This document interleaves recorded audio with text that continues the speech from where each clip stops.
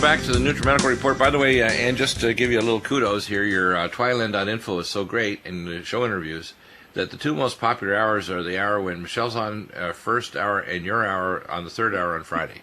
All right. We cover biosecurity, we cover earth changes, we cover lots of things that are really important that people are not going to hear in any other show, in this or any other network, at a level of science and expertise and references that if your blog and with what we do on the air. And we're now adding a new dimension. I've actually, I think I've already sent you the documents for our upgraded training for the new premium version live stream. I've been using live stream for 5 years plus, but this new live stream is seriously awesome. It's way better than Vimeo, YouTube, or Skype, or anything else. It allows us to do HD video. We can actually have a live program. People can actually chat in the live program. You can also have it set up so they can either call in to the program. We can screen and calls and so on, and even have people live on air. And we also archive them all, and it's all free. We're not going to charge anybody a thing to get access to our live stream or our YouTube videos. And of course, you'll be able to put up things at any of your time when you're ready. If you want to put up a 10-minute blurb on something, you can embed it on your blog, or you can send it over to me, or you can put it anywhere. You can actually convert it to YouTube very easily. Just drop and drag it into your YouTube channel. It doesn't cost you a cent. Wow. So all this stuff is going to be available to the people out there, and they can actually, with this new format, see it on their iPhone, iPad, anywhere on Earth, free. Pretty cool, hey? Pretty cool. Yeah, I pay for all the costs to make sure that people can't complain, oh, he charges so much? How about nothing? That's pretty cool. Now, let's go over all the biosecurity issues: viral hemorrhagic fever, Ebola, Lassa fever, poisonings, superbugs, all this good stuff. Let's go over the details. Well, we just got this is a breaking news, is that Liberia has an Ebola case. And Liberia has been cleared of Ebola. This was the third time, and now they'll have to go through another quarantine period. And they haven't said how many people they might have in quarantine. So that is scary because they just closed their border with Guinea. Guinea now has 1,000 people under quarantine, under observation, because of 3 cases of Ebola in Guinea. Right. Well, there's several different what I call conventional things that can be done right now. When our teams went over to Liberia, we used gene bioengines to do PCR to determine if people had the disease. Not measuring antibodies, measuring the actual what's called polymerase chain reaction amplification using test kits. And these had kits that were designed to pick up Ebola. The second thing is they should quarantine people even without symptoms or fever or whatever if they show the PCR positive test. The same way when people are coming in with Zika virus, they should be given things like, hey, don't have sex on them, condoms, don't do this, don't do that, don't go to an insect-infested area where you're going to get bitten because you're going to now transfer the virus into other people. And then there's some more what we call exotic techniques to get rid of pathogens, which I can talk about. One of them is the Russians developed in the 70s using their application of quantum physics to solid matter and biological systems. They developed what's called a scalar anti-pathogenic bomb. And they had in the release of one of their biological weapons that I know about that's classified out of their facility north of Moscow in the 70s. And they actually used this bomb to actually kill off all the pathogens with a resonant frequency that had this up to 1,500 radio kilometers. So those things can be done, just like we can break radioisotopes using subatomic quantum physics to actually break isotopes, just like Nikola Tesla mentioned in a letter to Madame Curie back in the 1920s. That's almost 100 years ago. So if people say you can't do this, I'm saying the human mind, if applied artfully and scientifically, can solve or can literally conquer anything. There's nothing, as it says in the Bible in Genesis, that can be withheld from us collectively because we are in one place and of one language, which is now the Internet, and the ability to even do spontaneous translations through Google Translate and other techniques from one language to another. So the idea that we can't conquer these things, we are using what I call stupid, automated means of biosecurity, which is why we're sitting ducks for really major pandemics that will kill us and other parts of the biosphere off. And our whole approach is stupid, the way we're approaching it, like measuring temperatures when people come in the airports and doing other things. We need to have a completely different approach. If someone comes in with a very deadly spreadable disease, they need to go into quarantine, and we can prove that they are PCR negative. Exactly. And they're not doing that at all. They're in the Zika case, what they're concentrating on is killing the mosquitoes, but we both know that it's not 100%. It's either 80% or 90%, and in 2 or 3 months you've got just as many mosquitoes as you had to begin with. Well, they said already in the research that Oxitec did that within 2 months after release of mosquitoes to reduce the population 85 to 92%, that the rebound, the population returned to normal in 2 months. Yeah, so, 2 months. And the problem is, you see, that 1 in 200 of these mosquitoes that are manually, sampled is female, and that even with very trace amounts of tetracycline, the Oxitec OX513A gene, double-stranded DNA gene, survives, and it can reinsert in different parts of the insect genome. It can jump because of the riddle genes into other organisms. And it's my thesis, which can be proven with tests. Again, remember, it's a theory. It's not proven yet. That the riddle gene and these what's called jumping genes that actually can jump in and insert itself in different genomes. And in fact, Dr. Mei-Wan Ho has proven that in 2001, his follow-up letter from 2014 said very clearly that this happened with the Bulworth moth that was inserted in Georgia, and it's already inserted in other insects and into plants, double-stranded DNA that's changed their biology. It doesn't just change one set of genes, it can change regulatory genes for hundreds of genes. So the real problem is we really have no idea what it's going to do to fertility, vitamin levels, organism behavior, all kinds of stuff we didn't expect. When they did the genetics on the Zika virus, there's only 15 base pairs changed in 10,000 base pairs, which means whatever changed caused it to be much more lethal in terms of causing brain inflammation in elderly people, or a Zika virus-induced UPR unfolding protein response causing apoptosis, especially in the early first trimester. I'm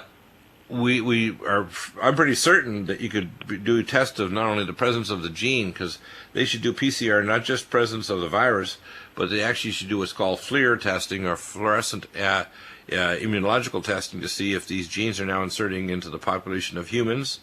For example, I want to know if Mr. XYZ that went to Brazil, if he not only carries Zika virus, or had Zika virus, but does he have persisting in his blood, saliva, or his urine. I want to know if he has these persisting genes, because if these cells are now under oxidative stress, the RNA viruses that infect his tissues are going to increase their rate of mutation dramatically. This is a lab-proven thing. You increase oxidative stress and free radicals, RNA viruses mutate at 10,000 times faster than DNA viruses.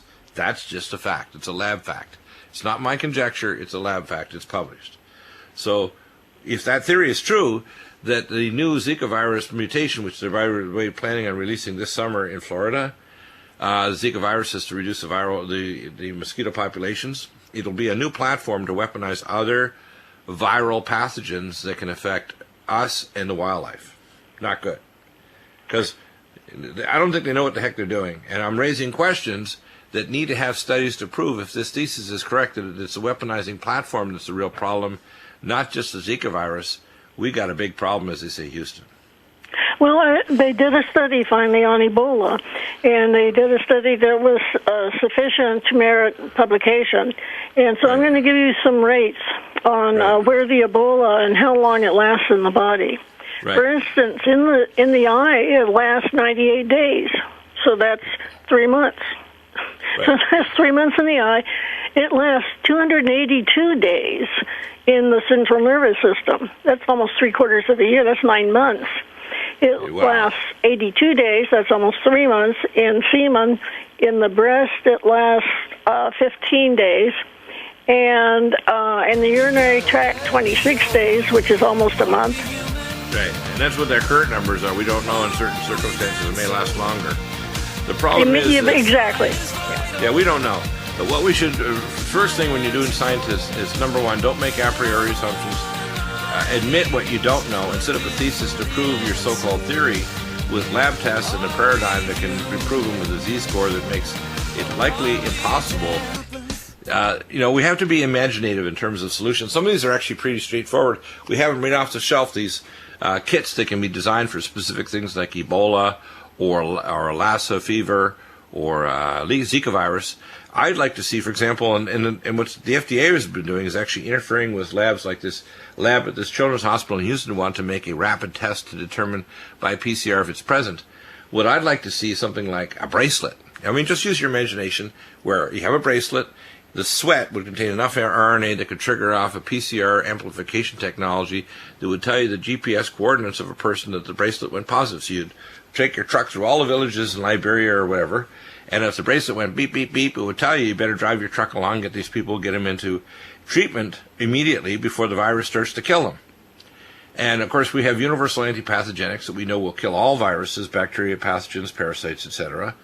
And we have to also clean up the environment. I mean, what we have to do is figure out what can we use on the environment that will kill off the virus. We have to stop people eating bushmeat, which is crazy because they still eat bushmeat even in New York City, where, believe it or not, you can go to specific parts of the city and you can find bushmeat from Africa or some other country.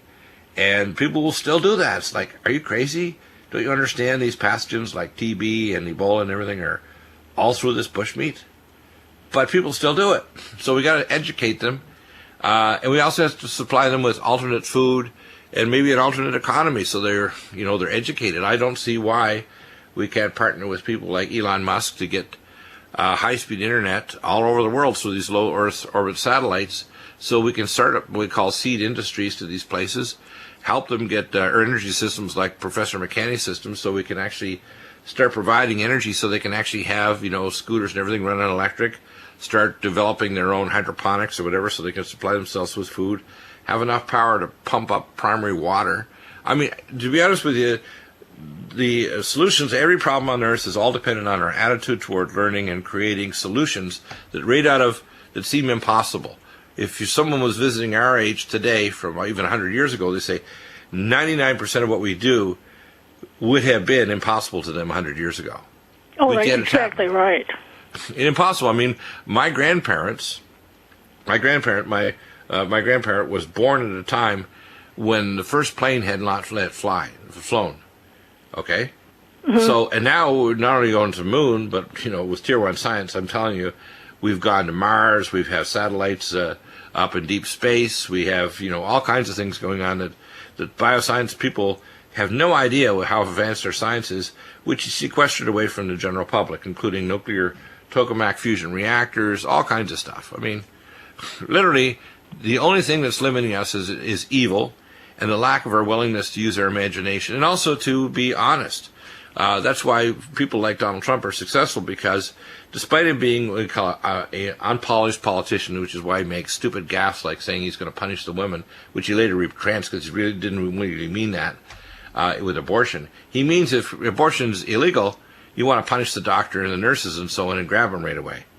And well, that whole argument is, it makes no sense at all. It doesn't even make sense, though. Why are you going to punish a woman who's stupid enough to go to a legal abortuary where she could get infection or get a punctured uterus or end up with what's called Asherman syndrome, where her uterus is so scraped she can never have a pregnancy again? And by the way, if you're at risk of getting cancer, your cancer risk goes up considerably if you had an abortion, because the hormonal changes when you terminate a pregnancy increase breast and uterine cancer in the future. I reviewed all the literature and presented this to the Royal Commission on New Reproductive Technology in 1992. So you don't punish the woman. What you do is you punish the system, which thinks it's okay to terminate human beings beyond the state of an embryo. And that's really scary, because people don't understand. If you can start manipulating embryos, you can create transhumans. You can start, creating Zootopia, where you say, hey, I want my kitty cat to talk to me, or my doggie. They're no longer a dog. They're a dog-human hybrid. I mean, this is scary stuff. And well, they already have GMO pets, I think. They have made a whole set of, miniature horses. Have you seen the miniature horses? Yeah, I have. Anyway, they're cute pets. They're cute pets, but I saw one on a commercial, actually. I think it was for Amazon, where they had this little tiny horses. Like, I know they have these Shetland ponies and so on, which are kind of natural, but they have them now even smaller. It's like, oh my gosh. Yeah. It's like Lilliputian land, Okay, well, that's probably enough about Ebola. We still we're still looking at Lassa fever. We still have somebody here in Atlanta at the Emory University that's being treated. At least I haven't been told that he's been released. Now, as far as poisons go, we have a frozen dog duck bat slider that could have listeria. And the problem with that is I know that humans aren't going to eat that, although some humans might. But the main thing is that you'll get it on your hands, and then you'll put your hands to your mouth, and then you can end up dead. Right. Well, Listeria also forms as a spore former. And there have been entire hospitals, not only here, but in Great Britain, that have been closed down because Listeria monocytogenes can actually get in the plenum chambers of air conditioning systems and persist in the entire hospital. Literally is at the point where you have to incinerate it or rip out the entire air conditioning system. So Listeria is not a funny thing to deal with. And same with salmonella. If you get salmonella, you can get embolic, literally embolism of salmonella can cause, to your brain, your heart. It can cause your, rupture of your liver. I mean, it's not a pretty sight if you get salmonellosis. Well, and not only that, it's a superbug, so it doesn't respond to current antibacteria.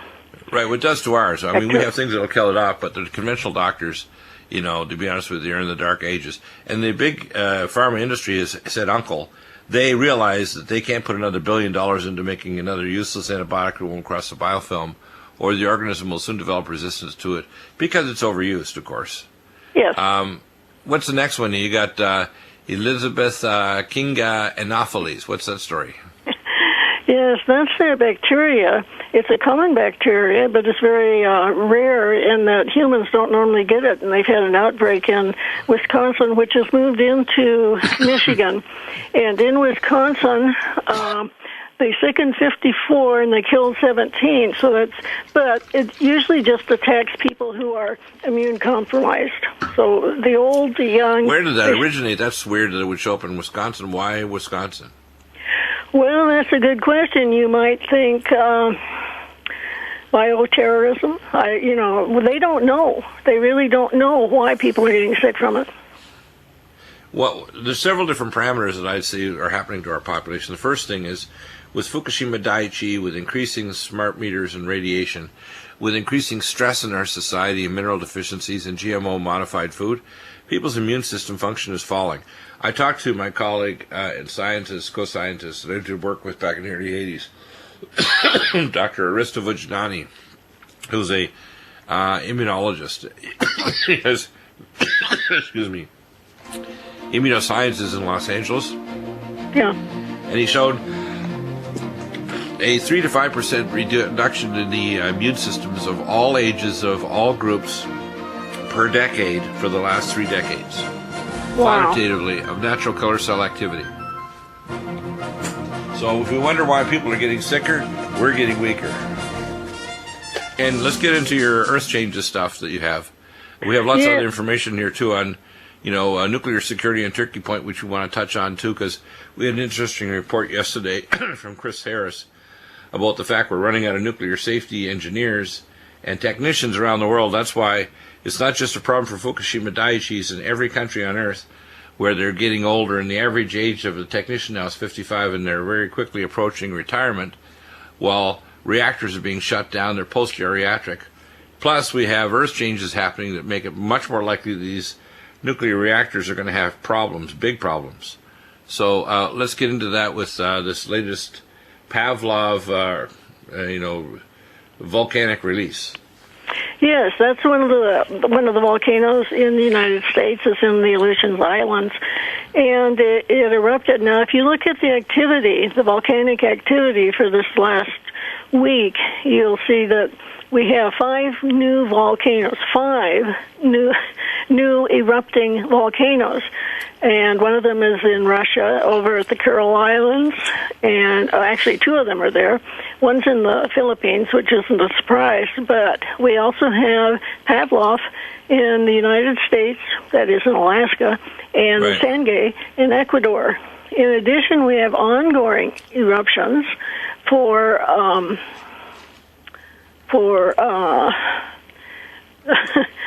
well, I just lost it. I have to find it again.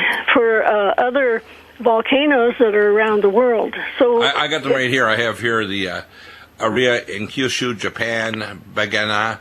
You've got, this is from your notes, by the way, from your amazing newsletter.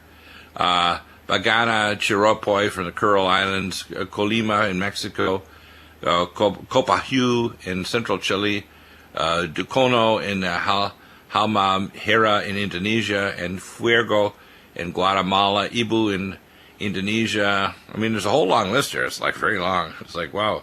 Volcanism and earthquakes are increasing dramatically. Now, this Pavlov volcano is a little unusual because it's spewing ash.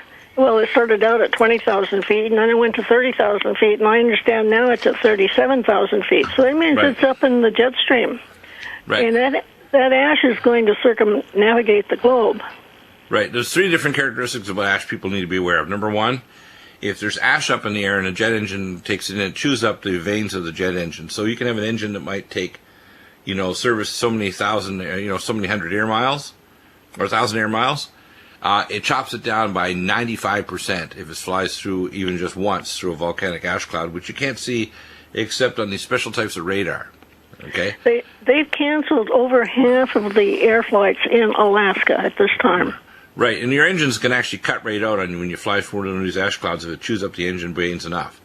Second characteristic is a lot of them are very high in fluoride, and they're also very high in heavy metals and radioisotopes. So, for example, the volcanic activity out of Iceland and these areas up in the North Atlantic up around Norway, and these are well known to have very high fluoride content, and this is what killed off the vegetation in Europe and France before the French Revolution. They had actually basically no food for a couple of years after the release of these big volcanoes a few hundred years ago.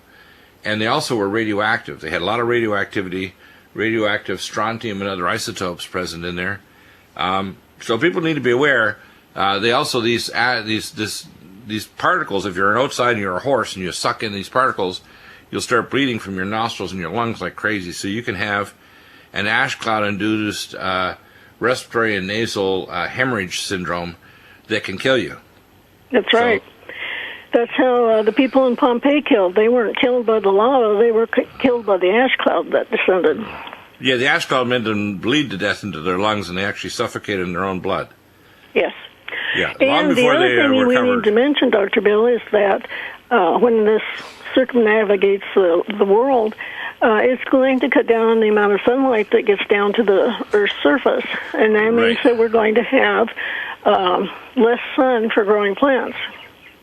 Now, the reason why this has happened, I know you go on a John Moore show on Republic Radio on Fridays, and John is an expert on the Earth changes area. He's been actually talking about it way back to even the Prophecy Club in the 90s. I've got a lot of regular and classified information that shows that there is a dwarf star in the Oort cloud about 0.73 light years out, and there are a number of orbital objects, if you want to call it a mini solar system, around this object. Its probable orbital circular pattern is many thousands of years. Some people estimate between 3,600 and 20,000 years that it circulates around the sun. It's my estimation that this object is not in the inner solar system from all the evidence I've seen, in contrary to a lot of people out there that are delusional. But there is an object generating gravity waves, and it's very large. It's probably the size of 20 or 30% of the mass of our sun.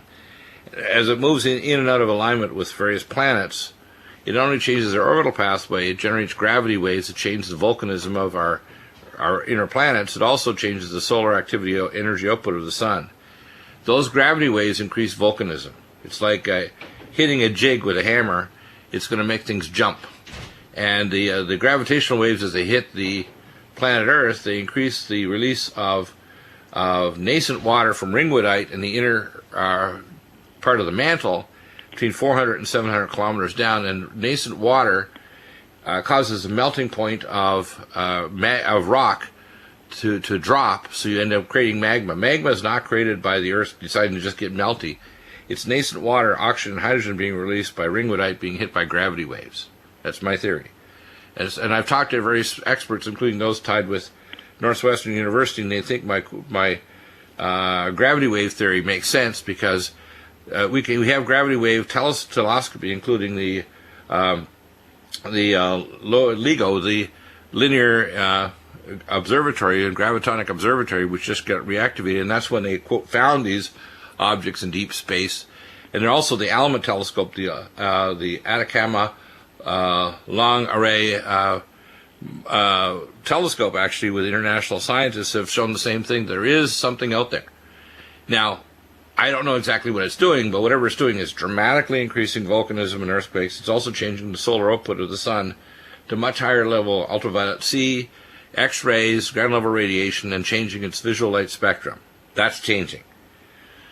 This means Earth changes and weather and so on are not just something happening because we're doing something stupid on Earth, which is a very minor thing. It's like the pimple on the back of an elephant, our output of so-called greenhouse gases, which knuckleheads like the Pope and Obama want to push. Carbon taxes. No. If you're trying to do the carbon tax, you're just trying to see if you can generate other energy things to reduce heavy metal pollution from dirty coal like in China. The real issue here is we're going through Earth changes that are pretty cataclysmic, and whatever's going on in the sun is influenced by something out in deep space as far out as 0.73 light years. That's a long way out. Around 100 times the orbital distance of Uranus from the sun. That's a long way out. But they're massive well, I want to mention that in addition to Pavlov erupting so dramatically, we also had a 7.8 magnitude earthquake on the nascent tectonic plate that is rising in the Indian Ocean. It started rising after that 9.0 earthquake that occurred on Achibanda. How many years ago was that? 5 years ago, I guess. 5-6 years ago. You're talking about the one on Christmas Eve, right? Back that was the Aceh. Yeah. Now that was happened actually. Here's what happened, and I have a report also from the U.S. Geological just put an announcement this week that natural induced earthquakes could put at risk many millions of Americans. And it's caused by fracking. People need to understand fracking triggers off earthquakes in places you wouldn't expect them, like Colorado, Nebraska, Oklahoma, etc. When you frack, you change the specific gravity between the tectonic plates and you increase the risk. The Department of Mines, actually just doing research at the University of Colorado years ago, pumped water down between the tectonic plates in Boulder, and it triggered off, I think, a 4.7 earthquake, which is a pretty big one, just by putting water down there. So people need to understand fracking is dangerous, and it's also stupid because it destroys the water table, the aquifers, and poisons the water with toxic chemicals. Pretty dang stupid. Yeah, it poisons our drinking water. Right. So when Bernie Sanders, he disagrees with the idiot Hillary Rotten Clinton, and she doesn't want to upset governors or Democrat because they're fracking, she's crazy and evil, and he's telling the truth.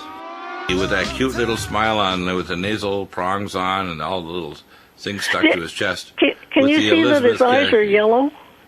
Yeah, you can see some sclerolicterus, it's called. That means the liver is under stress, and the liver is creating a release of bilirubin that's causing sclerolicterus. Well, that's that Elizabethia bacteria that's up in Wisconsin is doing that. Right. Now, so it isn't. It's the people with with compromised immune systems, and that includes babies as well as older people. Well, I think all people are. In fact, my colleague, I mentioned just before the break, Jonathan, basically, Dr. Aristo Vujdani, trained in Israel, trained in the UCLA. He was actually doing his PhD with Dr. Chung when I assisted them in their research project measuring hapten-induced autoimmune disease and cancer with toluene isocyanate from diesel fuel, formaldehyde, and fast-drying, toluene isocyanate and trimethyltic anhydride from diesel fuel. And what happens is it attaches to body proteins and makes them thousands to millions of times more allergenic, inducing autoimmune disease and cancer.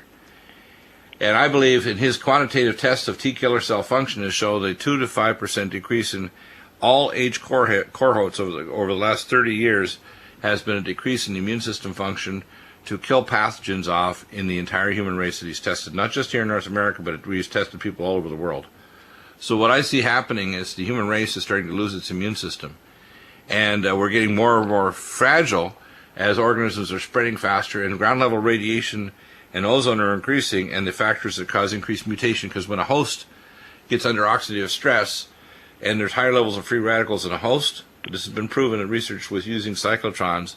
That's why I put that together in my Zika theory about the Zika virus OX513A as a cause of weaponizing the Zika virus, is a genetic change that our entire population, not only of humans but animals, are under increased oxidative stress from radiotoxins, pollutants, genetically modified food, increased ground level ozone, increased radiation on the Earth because increased radiation open from the sun, the amount of ultraviolet B or high radiation was increased from 23% in 24 years ago to over 73% now. So if you actually get a UV meter for UV, B, C, and D, A will tan you, B will burn you, C will cause cancer, and D will kill you. Dead, EAD. And the radiation levels are dramatically increasing. Now also you photoactivate not only biological molecules in your skin that go through your skin from ultraviolet light, many drugs doctors are totally unaware of are photoactivated, being not only cancer-inducing but can cause immune system dysfunction and can harm various enzymes in your body. There's a lot of drugs that the doctors say, well, don't go out in the sun. They don't tell you it's not just don't go out in the sun. These drugs, when they're photoactivated, will give you cancer. Okay? Yeah, normally they just tell you that you're going to get a sunburn. Right. For example, I'll give you one that most knucklehead doctors don't know about. You ever heard of a thing called DNA Gyrase 4? Probably not. DNA Gyrase 4 is an enzyme that's present in your own mitochondria, but it's also present in bacteria.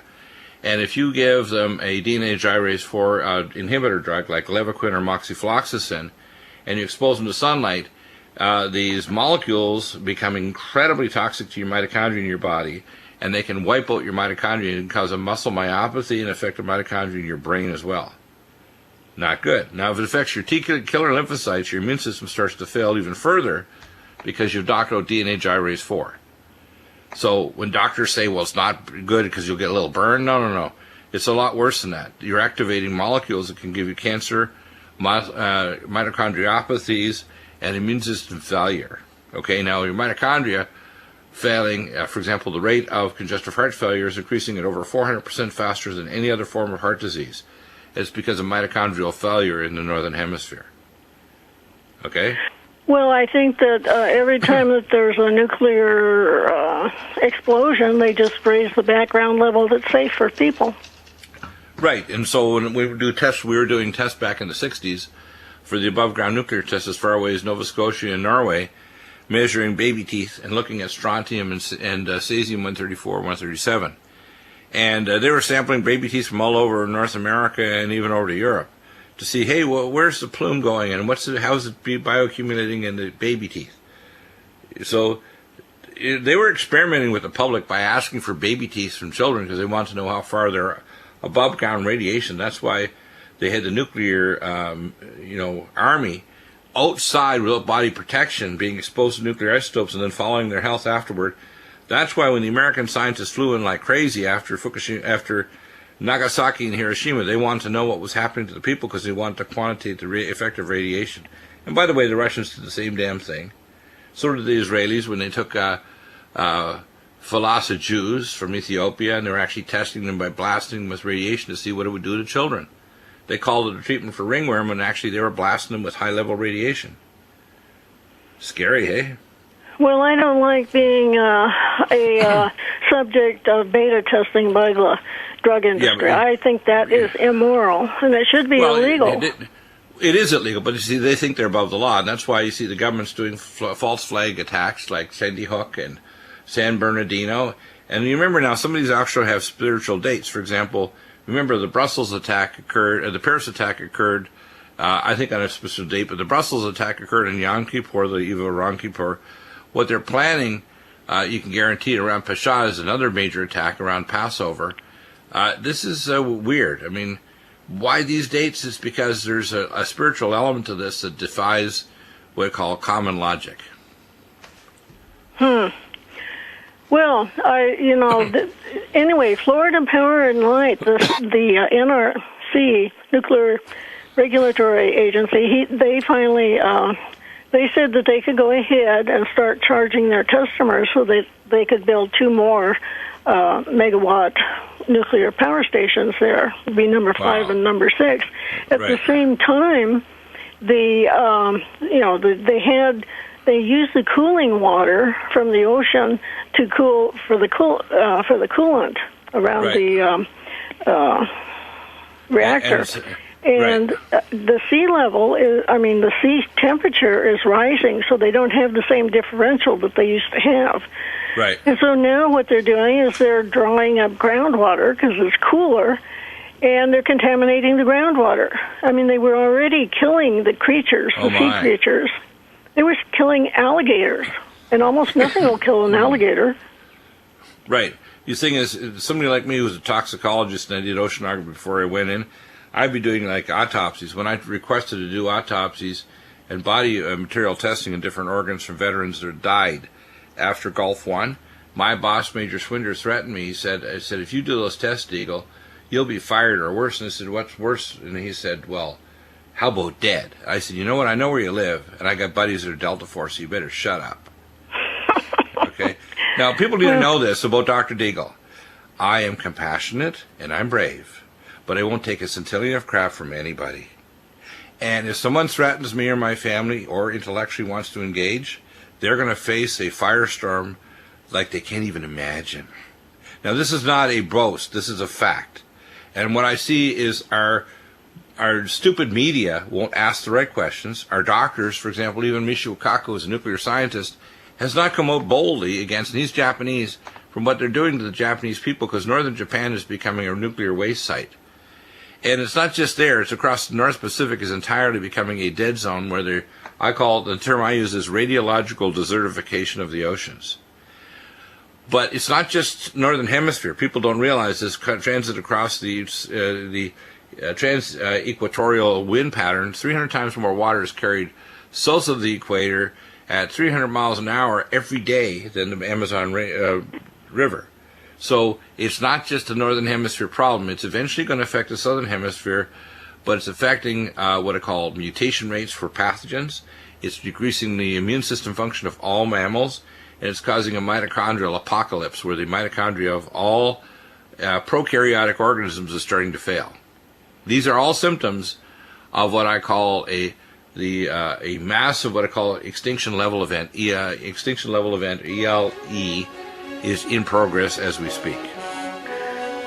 Well, Dr. Bill, we've had an exciting hour. Okay. Wow, it's a scary hour, but the thing is, if you tell the truth, you ask better questions, you pray to the Most High God to get solutions, and believe me, we need to do a lot of praying. We do proper research and we create thesis to develop a theory as to how to fix these damn things. But we can't rely on government or on even the so-called certifying agencies like the IAEA, the NRC, or even the scientific community of pundits out there in the media. We have to put it to them that if we don't have the answers, at least we have the best questions out there. Well, better get your radiation counter now. Dr. Bill's got it on his website. Yeah, exactly. We have through SEMF, as I say, the most important thing is to ask, E-X-E, not E-S-K, better questions.